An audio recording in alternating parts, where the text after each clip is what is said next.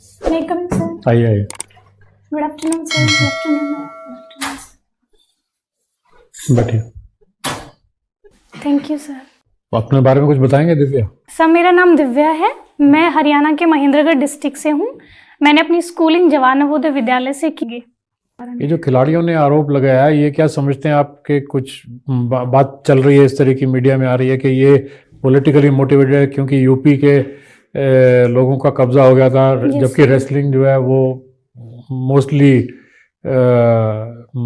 हरियाणा के लोग करते हैं, तो उसमें पॉलिटिकली मोटिवेटेड है या जेन्युइन कंप्लेंट है आपके विचार में? सर, अभी खिलाड़ियों ने ऐसा आरोप लगाया है, इसके लिए स्पोर्ट्स मिनिस्ट्री ने मैरी कॉम जी की अध्यक्षता में कमेटी बिठाई है, लेकिन जब तक आरोप सिद्ध नहीं हो जाते हम ये नहीं कह सकते कि सर कहाँ फॉल्ट है। तो कुछ भी नहीं कह सकते। Yes sir. चलिए, वेरी गुड, थैंक यू। निम्बी क्या होता है? निम्बी सर, निम्बी एक्चुअली मेरे गांव का नाम है। हमारे वहाँ सर पहले नींबू के पेड़ बहुत ज़्यादा थे, तो सर इस वजह से। तो देहात में मैंने देखा है कि गाय आकर के रात को आके गाय खेत चर जाती हैं। जी सर। और लोग पूरी पूरी रात जागते हैं अपने खेत को बचाने के लिए, तो बड़ी भारी समस्या है। तो इसका क्या हल आपको दिखाई देता है? क्या किया जाए? इसके लिए सर दो स्तर पर कार्य किया जा सकता है। एक तो सर जो खेत है उनकी फेंसिंग की जा सकती है, जैसे बाड़ लगाते हैं जिस वजह से। लेकिन सर इसका जो स्थायी सॉल्यूशन है वो ये है कि जितनी भी गायें हैं सर उनके लिए गौशाला बनाई जा सकती हैं, ताकि उनको सर चारे की उपलब्धता हम वहीं करा तो सकें। कौन बनाएगा, कौन चलाएगा?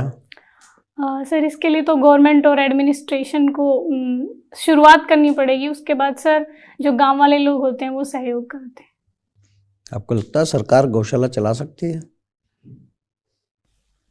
सर शुरुआत कर सकती है।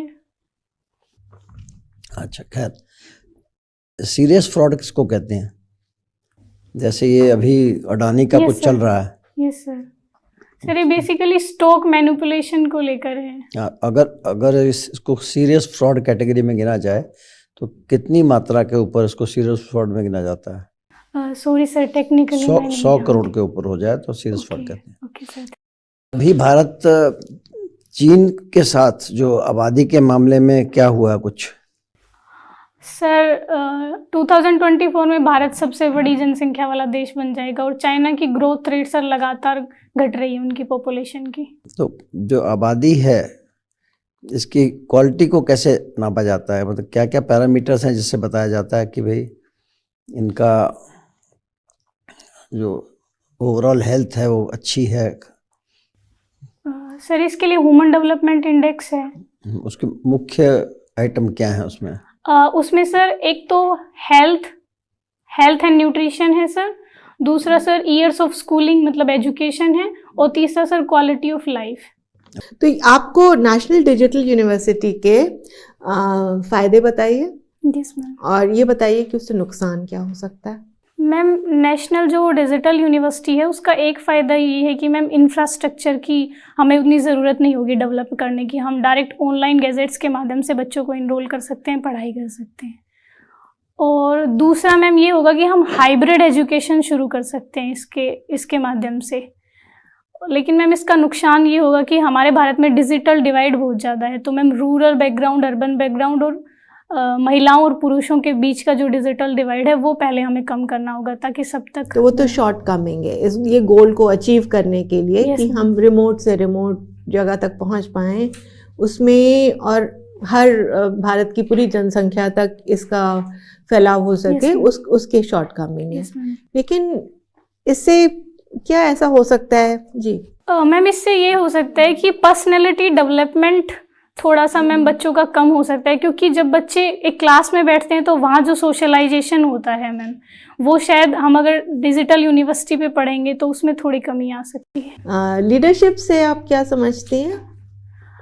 मैम, लीडरशिप बेसिकली एक ऐसी क्वालिटी होती है जिसमें कोई लीडर मैम भूतकाल का विश्लेषण करके भविष्य की समस्याओं को समझते हुए वर्तमान को एक नई दिशा दे सके। मतलब वो मैम अपने गोल्स को अचीव करने के लिए अपने फॉलोअर्स को अपने साथ ला सके, उसको लीडरशिप क्वालिटी कहते हैं। Very nice, thank you. Thank you ma'am. तो ये बताइए, क्या किसी फादर में भी मदरली क्वालिटीज हो सकती हैं या खाली मदर में ही हो सकती हैं? नहीं नहीं सर, फादर में भी मदर की क्वालिटी हो सकती क्या है। होती हैं वो क्वालिटीज? जैसे सर, किसी बच्चे को अपने फैमिली के जो मोरल वैल्यूज़ होते हैं वो सिखाना, क्योंकि सर बच्चे बेसिकली फादर को ऐसे हार्ड पावर की तरह सोचते हैं, तो मुझे लगता है कि चलिए, क्यों बच्चे ज्यादातर मदर से ज्यादा अटैच होते हैं?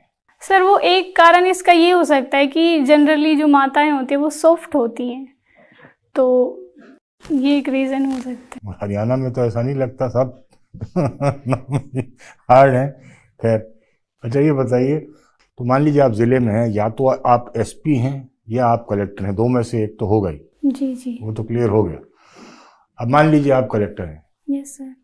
और एसपी जो भी साहब हैं वो आपकी बात बिल्कुल सुनने को राजी नहीं है, क्या करें? सर मैं पहले कोशिश करूंगी कि उनकी क्या समस्याएं हैं, क्यों सर वो मेरा पर्सपेक्ट नहीं समझ रहे हैं या क्यों समझना नहीं चाह रहे हैं। और अगर सर ऐसा नहीं होता है कि वो फिर भी मेरी बात नहीं मान रहे और मुझे एक्शन लेना ज़रूरी है, तो सर मैं उनके खिलाफ एक्शन लूँगी, जो भी मेरे जुरिस्डिक्शन में होगा। तो है ही नहीं जुरिस्डिक्शन, तो आपको मैनेजर का काम करना पड़ेगा। चलो, thank you very much. Okay, thank you sir. तो आपके पिछले इंटरव्यू में कितने नंबर आए थे? सर 180। 180 आए थे, तो बड़े अच्छे नंबर थे, और अब भी इससे ज़्यादा ही आएंगे। और इसमें हिंदी लिटरेचर में नंबर कम रह गए थे? नहीं सर, ऑप्शनल तो मेरा, लेकिन सर मेरा पहला ही अटेम्प्ट था, तो मैं जीएस इतना पढ़ नहीं पाई एक साल में, तो जीएस थोड़ा सा। इस बार तैयारी है? सर इस बार मेंस तो अच्छा हुआ है पिछली बार से। जीएस भी अच्छा हुआ है? यस सर, जीएस तो भी इंटरव्यू तो आपका फिर दोबारा अच्छा होगा। तो जैसे आपने पिछली बार किया था, मुझे लगता है इस बार उससे ज़्यादा ही नंबर आएंगे, क्योंकि एक बार आपको एक्सपीरियंस हो चुका है, आपको कॉन्फिडेंस भी है कि आप ऑलरेडी सर्विस में हो, कोई फ़र्क नहीं पड़ता अगर हो या ना हो। तो मुझे लगता है आप पहले से ज़्यादा बेहतर करेंगे, अपने पॉइज है, सब कुछ ठीक है, बहुत बढ़िया तरीके से आप जवाब दे रहे हैं, सब कुछ अच्छा है। थोड़ा ब्रशअप कर लीजिए अपना जीएस और सब्जेक्ट के बारे में। मैम मेरे कॉन्फिडेंस कम तो नहीं नहीं, लगा। नहीं, कॉन्फिडेंस की कमी नहीं है आप में, सब बढ़िया ठीक है। प्रवोक नहीं होना, इम्पेशेंस नहीं लूज करनी है, चाहे 4 बार वो चीज, दिमाग ठंडा रखना है, ठीक है। दिमाग ठंडा रखो, क्योंकि वहां कई बार जाकर हम लोग ना, स्पेशली लेडीज। और बाकी जब आप उत्तर देते हो तो जिसको उत्तर दे रहे हो उसके अलावा भी सब पे थोड़ा सा देख लिया करो। हाथ भी बांधने की जरूरत नहीं है, you have nothing to lose now. Yes sir. आपकी तनख्वाह सब कुछ फिक्स हो गई है, तो ठीक है, थोड़ा जोश डालो, थोड़ा जैसे अब आप मुस्कुरा रहे हो ऐसा रिस्पॉन्स डालो, ओके ठीक है। All the best. Okay, thank you sir. All the best.